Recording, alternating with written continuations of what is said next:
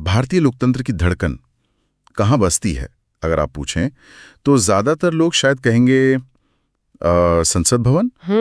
संसद भवन। लेकिन ये सिर्फ एक इमारत तो नहीं है, ये तो एक पूरी मशीन है जिसके दो बहुत जरूरी पहिए हैं, लोकसभा और राज्यसभा।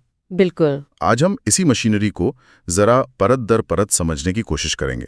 हमारे पास जो स्रोत हैं वो इन दोनों सदनों की बनावट और ताकत की पूरी कहानी बताते हैं। बिल्कुल। और ये कहानी सिर्फ नियमों और आंकड़ों की नहीं है, ये दो अलग अलग ताकतों की कहानी है एक तरह से। अच्छा। हाँ, एक तरफ है जनता की सीधी ऊंची आवाज जो हर 5 साल में अपनी सरकार चुनती है, और दूसरी तरफ है राज्यों की वो शांत लेकिन मजबूत आवाज जो जल्दबाजी के फैसलों पर ब्रेक लगाती है। तो ये दोनों मिलकर भारत की गाड़ी कैसे चलाते हैं, आज हम यही समझेंगे। हाँ, ये सुनने में बहुत दिलचस्प लग रहा है, मतलब एक तरह का टकराव या संतुलन तेजी और ठहराव के बीच। सही कहा। तो चलिए शुरुआत करते हैं उस पहिए से जो सबसे तेज घूमता है, जिसे लोगों का सदन भी कहा जाता है, लोकसभा। तो हमारे स्रोत बताते हैं कि लोकसभा का सीधा मतलब है लोगों का सदन। जी। इसके सदस्य सीधे जनता द्वारा चुने जाते हैं। हाँ। यही इसकी सबसे बड़ी ताकत है ना? हाँ, और इसी सीधे जुड़ाव की वजह से इसे निचला सदन या लोअर हाउस कहना थोड़ा मतलब गुमराह करने वाला हो सकता है। अच्छा। ताकत के मामले में कई मायनों में ये पहला सदन है। अगर आंकड़ों को देखें तो इसकी संरचना साफ हो जाती है। हमारे स्रोत के मुताबिक इसमें कुल 543 सीटें हैं जिन पर सीधे चुनाव होता है। 543 सीटें। हाँ,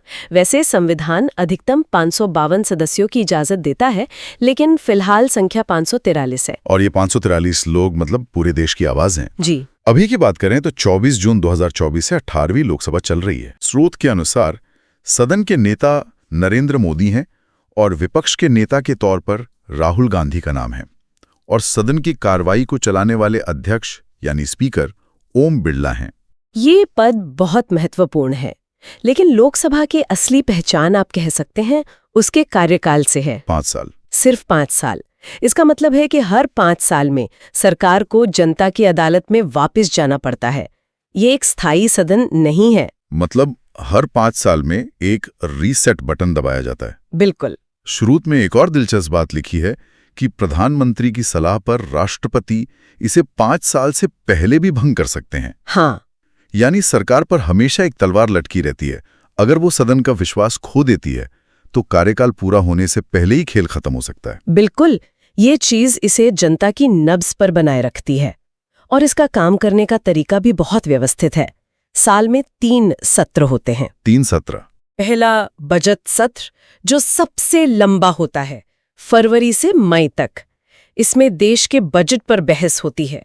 फिर आता है मानसून सत्र, जुलाई से सितंबर, और आखिर में सर्दियों में शीतकालीन सत्र, नवंबर से दिसंबर तक। अरे, ये तो मैंने सोचा ही नहीं था।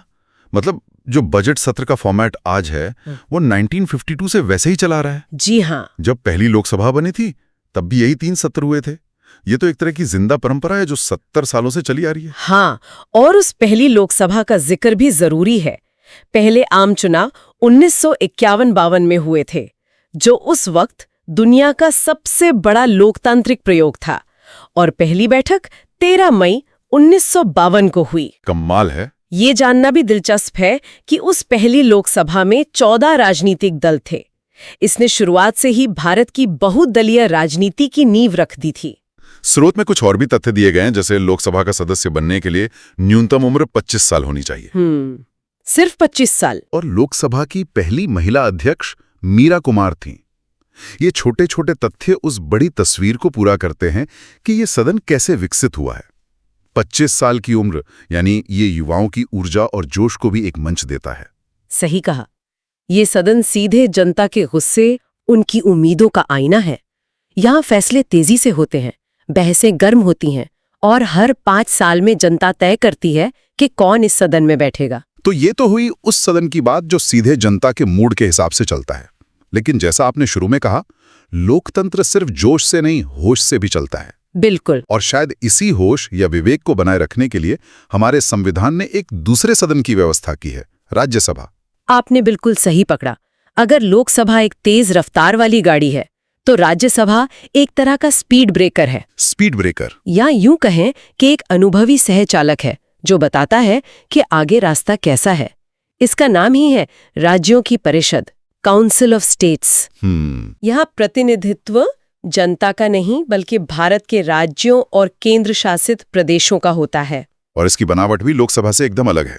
हमारे दूसरे सोत में अनुच्छेद 80 का जिक्र है, जिसके मुताबिक इसमें अधिकतम 250 सदस्य हो सकते हैं। हाँ, फिलहाल 245 है, लेकिन सबसे बड़ा फर्क ये है कि इनका चुनाव सीधे लोग नहीं करते। हाँ जी, सबसे जरूरी बात है। इनमें से 233 सदस्य राज्यों की विधानसभाओं के विधायकों द्वारा चुने जाते हैं, यानी ये राज्यों की सरकारों की आवाज को केंद्र में रखते हैं। लेकिन कहानी का सबसे दिलचस्प हिस्सा है बाकी के 12 सदस्य। हाँ, ये तो मेरी भी पसंदीदा बात है। इन 12 सदस्यों को राष्ट्रपति मनोनीत करते हैं। ये वो लोग होते हैं जिन्हें साहित्य, विज्ञान, कला या समाज सेवा जैसे क्षेत्रों में खास अनुभव होता है। ये एक तरह से सदन में वाइल्ड कार्ड एंट्री है ना? आप इसे ऐसे समझ सकते हैं कि राज्यसभा एक हाई प्रोफाइल कमेटी मीटिंग की तरह है। अच्छा। वो मसाला है जो राजनीति की दाल को ज्यादा जायकेदार और पौष्टिक बनाता है। ये चुनावी राजनीति की सीमाओं से परे जाकर विशेषज्ञता को संसद में लाते हैं। और यही नहीं, इसका पूरा ढांचा ही स्थिरता के लिए बनाया गया है। लोकसभा तो हर 5 साल में भंग हो जाती है, लेकिन स्रोत कहता है कि राज्यसभा एक स्थायी सदन है। स्थायी सदन? ये कभी भंग नहीं होती। ये कैसे काम करता है? ये एक बहुत ही सुंदर व्यवस्था है।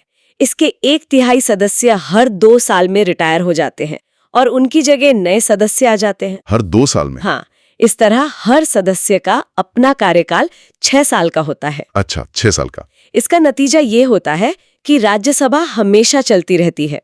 जब लोकसभा चुनाव की वजह से भंग होती है, तब भी देश में एक विधायी निकाय मौजूद रहता है। ये देश को एक तरह की निरंतरता देता है। मतलब एक सदन 5 साल का, दूसरा स्थायी। एक सदस्य का कार्यकाल 5 साल, दूसरे का 6 साल। और उम्र का भी फर्क है। लोकसभा के लिए 25 साल और राज्यसभा के लिए 30 साल। तो असल में ये 2 अलग-अलग लोकतांत्रिक घड़ियां हैं। क्या खूब कहा आपने, 2 लोकतांत्रिक घड़ियां। एक जो हर 5 साल में जनता के मूड के हिसाब से पूरी तरह बदल जाती है, और दूसरी जो ज्यादा धीमी ठहरी हुई है और देश को एक तरह की स्थिरता देती है। बिल्कुल। और इसका नेतृत्व भी अलग है। इसका जो सेटअप है वो भी बड़ा मजेदार है। वो कैसे? जो भी देश का उपराष्ट्रपति बनता है वो ऑटोमेटिकली राज्यसभा का चेयरमैन बन जाता है। उन्हें पदेन सभापति या एक्स ऑफिशियो चेयरमैन कहते हैं। ये कोई इलेक्टेड पोस्ट नहीं है, बल्कि पद के साथ जुड़ा हुआ काम है। तो अब हमारे सामने दोनों सदनों की तस्वीर साफ है। एक तरफ जनता की सीधी ताकत, 5 साल का कार्यकाल और जोश।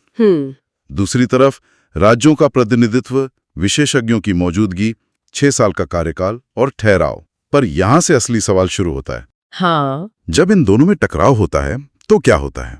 खासकर जब बात पैसे की हो, तब असली ताकत किसके पास है? ये सबसे अहम सवाल है और हमारे स्रोत इसका साफ जवाब देते हैं।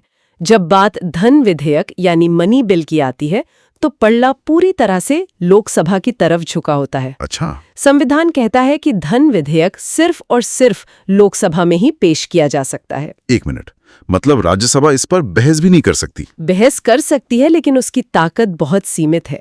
लोकसभा से पास होने के बाद जब बिल राज्यसभा में जाता है तो राज्यसभा उसे न तो खारिज कर सकती है और न ही उसमें कोई संशोधन कर सकती है। तो फिर वो कर क्या सकती है? ये तो सुनने में लगभग पावरलेस लगता है। क्या इसका कोई रियल इम्पैक्ट है भी? वो इसे ज्यादा से ज्यादा 14 दिनों तक अपने पास रोक सकती है और अपनी सिफारिशें दे सकती है। सिर्फ 14 दिन? हाँ, लेकिन यहाँ एक पेंच है। अगर 14 दिन के अंदर राज्यसभा बिल वापस नहीं करती तो उसे दोनों सदनों से पास मान लिया जाता है। और अगर वो कोई सिफारिश देती भी है तो उसे मानना या न मानना पूरी तरह से लोकसभा पर निर्भर करता है। अच्छा, तो वित्तीय मामलों में आखिरी फैसला जनता के चुने हुए सदन का ही होता है। ये समझ में आता है, क्योंकि सरकार जनता के पैसे से चलती है तो उसका हिसाब किताब भी सीधे जनता के प्रतिनिधियों को ही करना चाहिए। लेकिन इससे एक और सवाल उठता है, क्या राज्यसभा के पास अपनी कोई ऐसी विशेष शक्ति है जहां वो लोकसभा से ज्यादा ताकतवर हो, या वो सिर्फ एक सलाहकार निकाय है? नहीं, बिल्कुल नहीं। और यहीं पर भारतीय संघवाद की खूबसूरती दिखती है। वो कैसे? हमारे दस्तावेजों में 2 बहुत